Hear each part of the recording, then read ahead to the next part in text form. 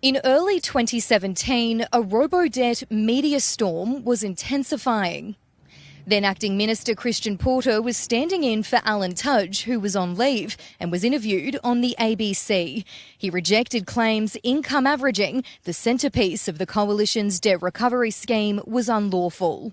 The debt has been raised against the individuals in question because they failed to respond to the initial notice requesting information. Mr Tudge returned at the height of criticism.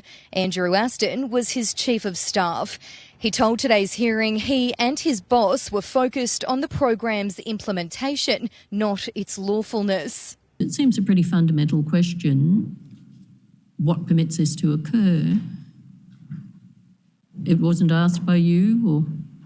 I don't recall myself personally asking that question. He says he relied on assurances from Human Services Department officials that averaging was a long-standing practice. Well, as I said to another witness in another context, burglary is long-standing too. Yes, Commissioner.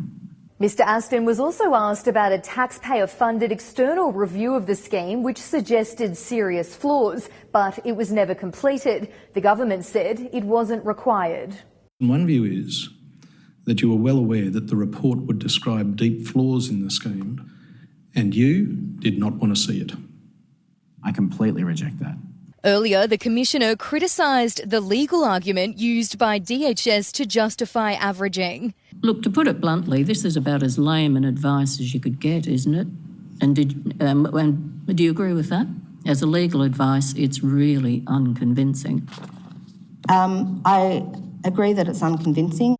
Former Coalition Minister Michael Keenan is due to appear tomorrow. Kira Jones, ABC News, Brisbane.